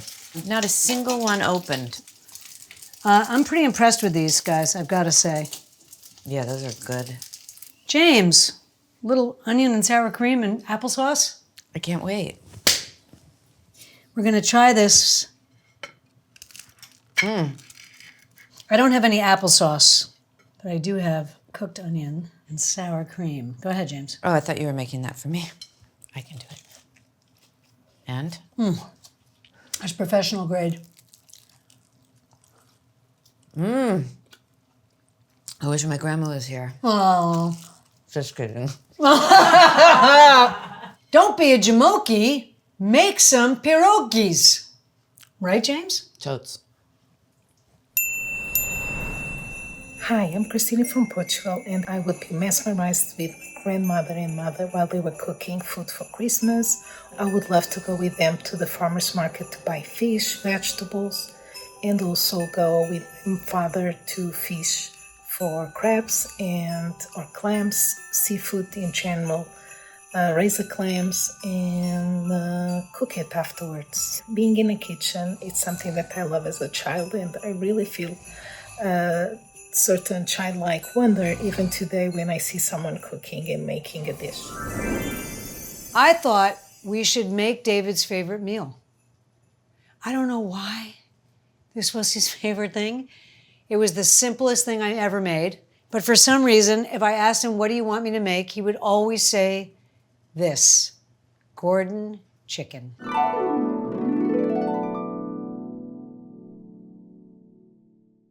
So we are making Gordon Ramsay's chicken with root vegetables, kind of. I usually didn't do the root vegetables, but we're doing a sort of version of the root vegetables, okay? We have some chicken breasts that we're bringing to room temperature, and it's the simplest dish ever. It's really just roast chicken. For David,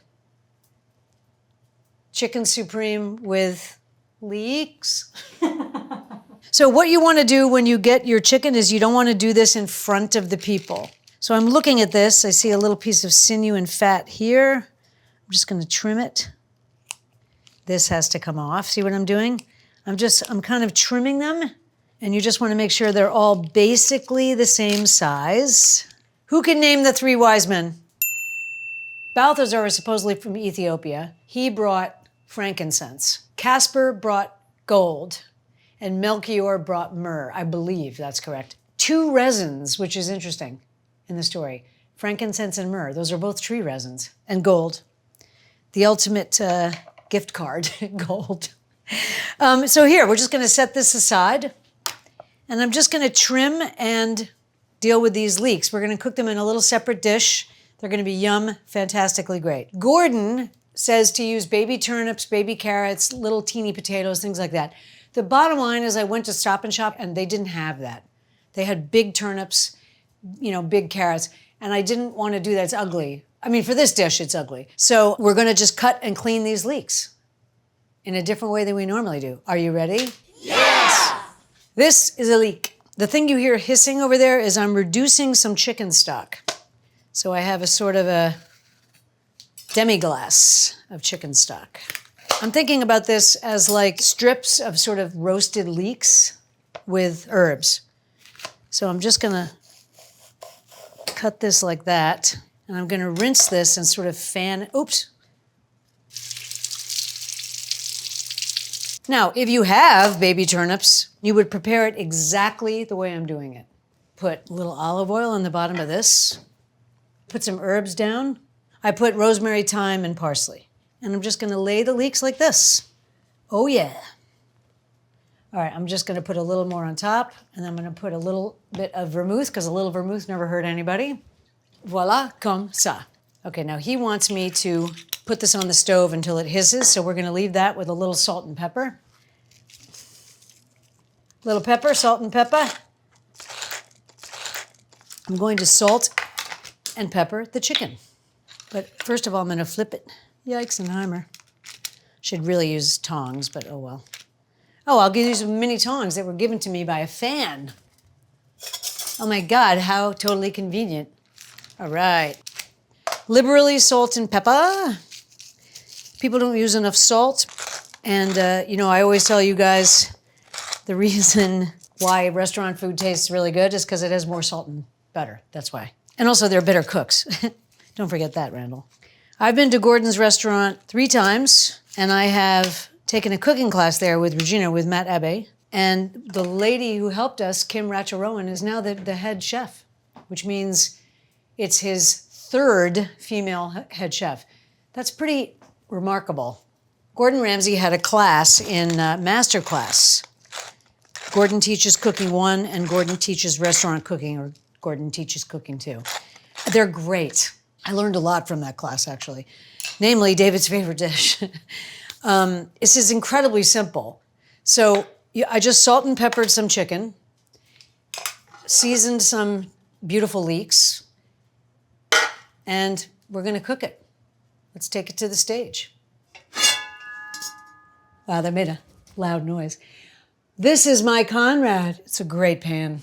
What you're gonna do is heat up some grapeseed oil. Why grapeseed oil? If you did this in olive oil, the olive oil would smoke and burn because of the heat that you need to sear the chicken. It's basically flavorless. Oh, it's hot. Hot pan, grapeseed oil. That's right. So you need enough to significantly cover the bottom, like my bathing suits. I'm taking some garlic, and I'm basically gonna smash it with the heel of my hand, just to let some of the juices out. Throw it in there. It's sizzling, but I want this to be pretty piping hot. Put some thyme in there. One thing that bound me and David together was a sense of wonder. Like if you went anywhere with David, it was like we were easily wowed, easily awed. Going to a museum or traveling with David was like being a kid. And one of the things we tried to do was always look for those moments. And boy, did we have so many of them. Presentation side down. Now don't move this until it's sealed. The presentation side is the side on which the skin would be. So the round side of the breast.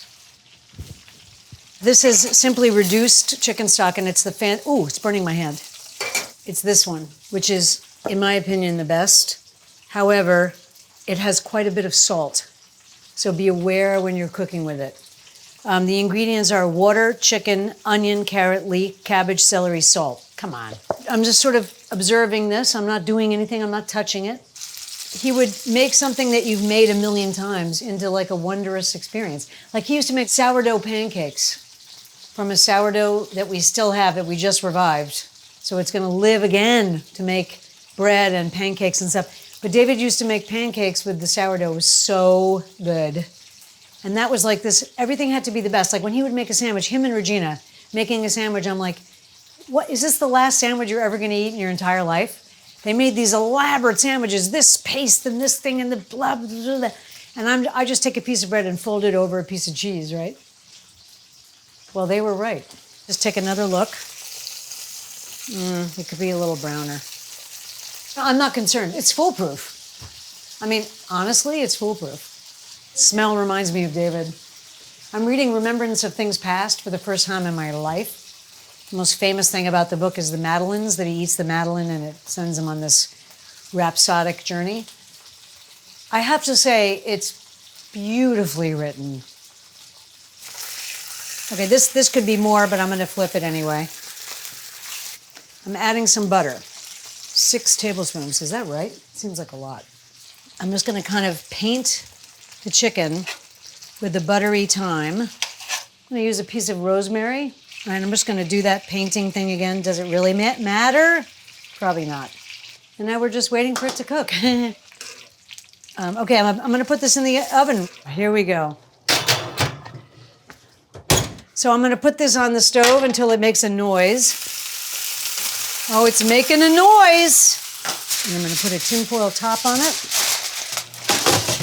So after you cook this, you're going to make a sauce.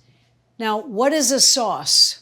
A sauce is either a complement or the essence of the thing. We're going to use the pan, the drippings, the herbs, the roasted garlic flavors, and we're gonna make a sauce using a chicken demi-glace, a little bit of vermouth, and you're gonna see, it's amazing.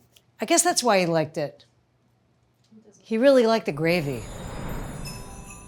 Hi, I'm William Rafter, and Childlike Wonder to me is all about boundless imagination. Even though my children are a little bit older, they continue to inspire the childlike wonder in me. I think that as adults, it's important to remember that spectacular things are still possible. Happy holidays to everyone at Dinner Party Tonight. It is one of my favorite shows on YouTube. I appreciate that you exist. I just want to say thank you for giving David this recipe, masterclass, and of course, Gordon Ramsay. This brought joy. What's the point of doing anything unless there's joy at the end somewhere, right? Joy, joy. Yes, joy. Out you come again. Oh, David would be very happy to eat that. Okay, I'm just gonna kind of smush this around in the butter. Oh my God, it's so beautiful. Who can say no to Gordon's chicken? I'm gonna cover this with a little tin foil. It should rest anyway. Whenever you cook meat, it should rest. Why? Because the heat makes the juice freak out. And you want the juice to settle evenly in the meat. That's a beginner's thing, but when you learn that, it's a big deal when you learn that as a cook, because you're like, why is my turkey shredding? It's shredding because you didn't rest it. I'm just gonna pour out the butter. I'm gonna keep the herbs and the garlic. I did it. Well, we now have a very nasty pan full of nastiness. I'm using the fresh herbs to kind of clean the pan. This is a familial meal. You have to cook in front of your friends, not a bunch of people, because it's a kind of a production. Now we're gonna flambe. Gordon, I'm pretty sure, asks for, brandy. We're gonna use Balvenie. Don't be scared to flambe. All right, guys, here we go. Oh, yeah. So what does the flambe do? Well, it brings tremendous flavor to your dish. A depth. You'll recognize it when you start doing this without fear. I'm gonna flambe twice because I always do. Oh, yeah. Just lean away when it's happening. Oh, yeah. Don't be afraid of this. So if it flames up and it touches your cabinet, don't panic. Just slide a lid over it. You get into trouble when you try to move it or don't ever pour water on it, okay? Now I'm going to put in our chicken demi-glace. This is just good stock. I didn't make it, but it's good. It's very salty, but it's good. So here we go.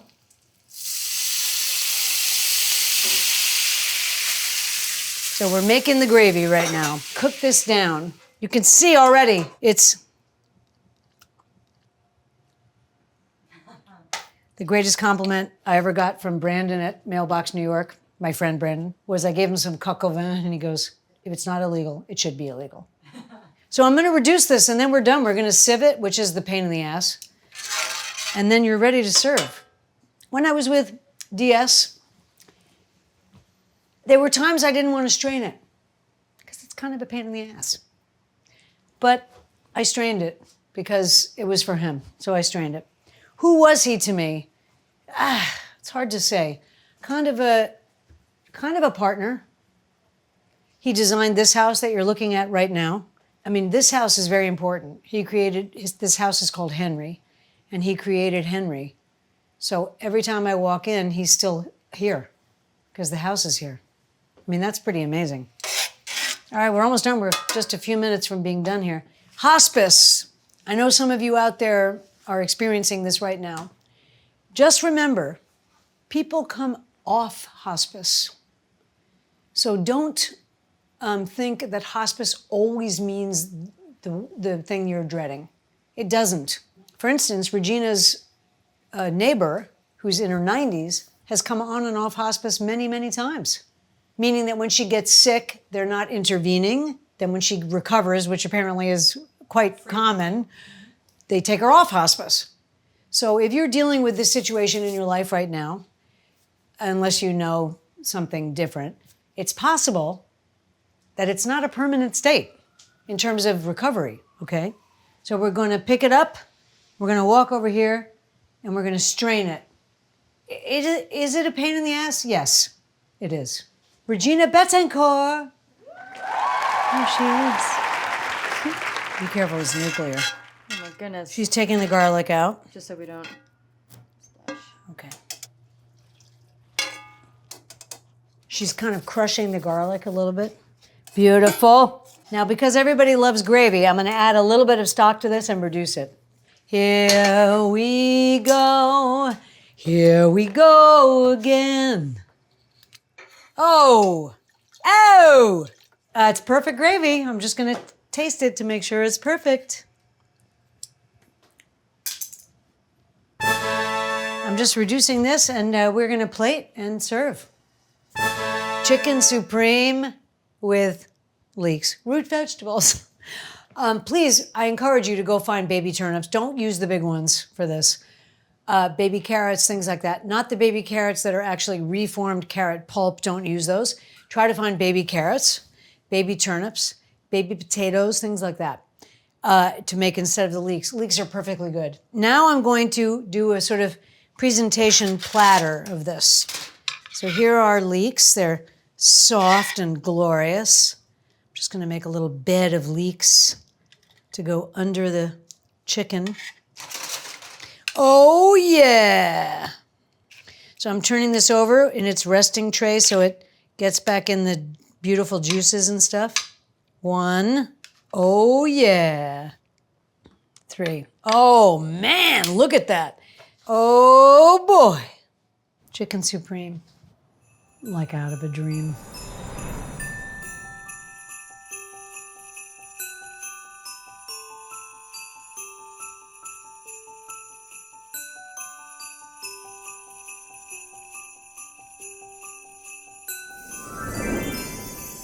So today we made an hors d'oeuvre of macaroni and cheese bites.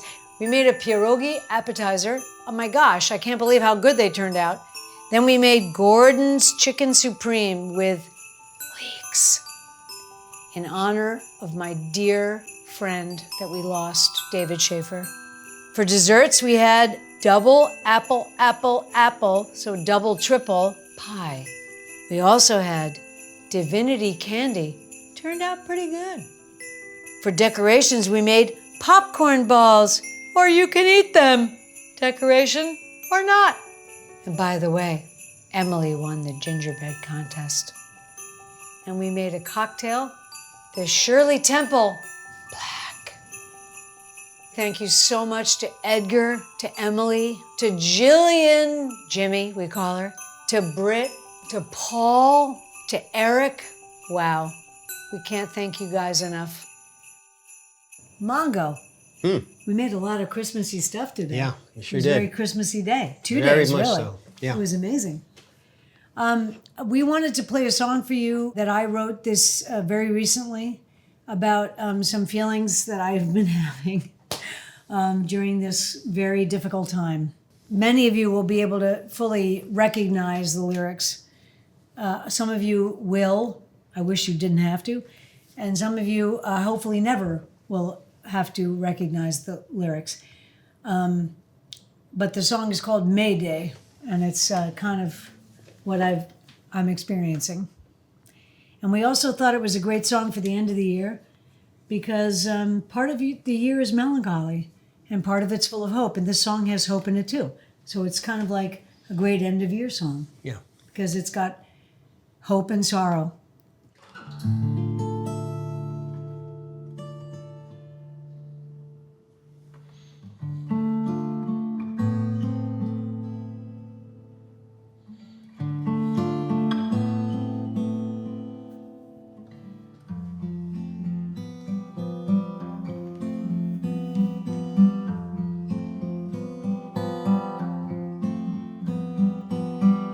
Floating in the shipping lane, head just above the waves.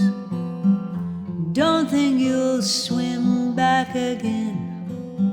It'll never be the same. No, you'll never be the same.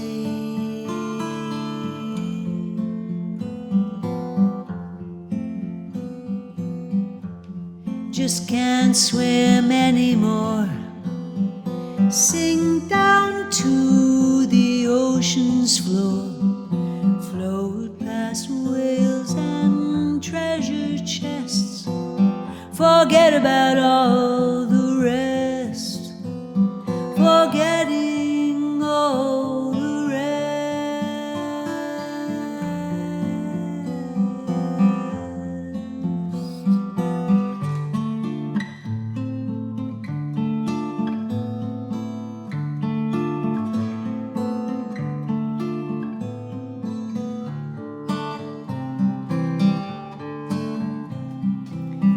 Boats circle round.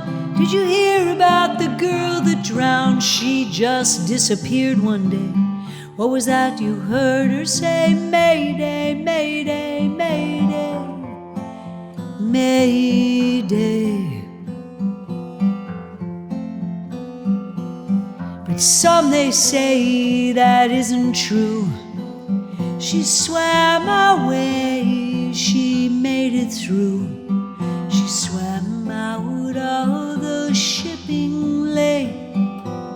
Some say she even made it home again. But some they say she's lost at sea. All you ships, come rescue me. But then again, just leave me be. I'll swim away so quietly.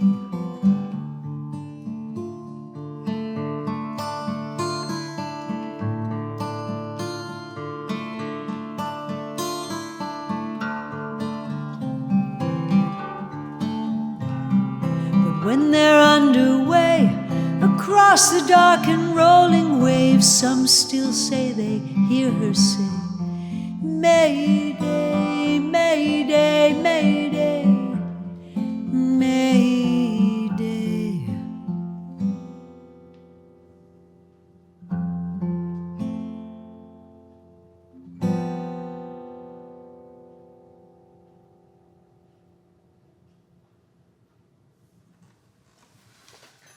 What a year. Wow. Wow. Tough one. Tough one, Mongo. Tough one. Yep. Honestly, being able to come here once a month to shoot the show was literally a lifesaver. Mm-hmm.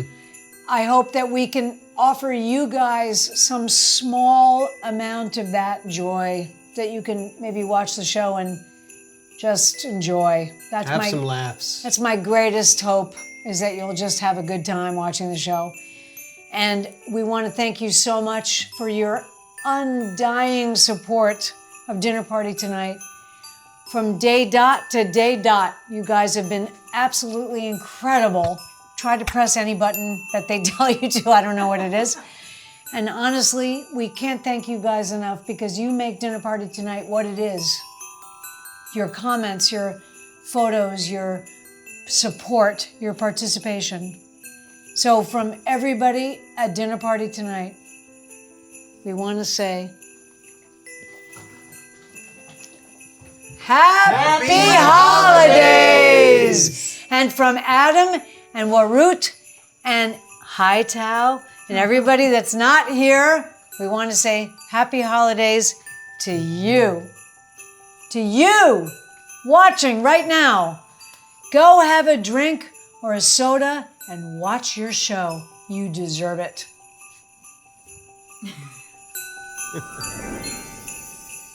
I want pie.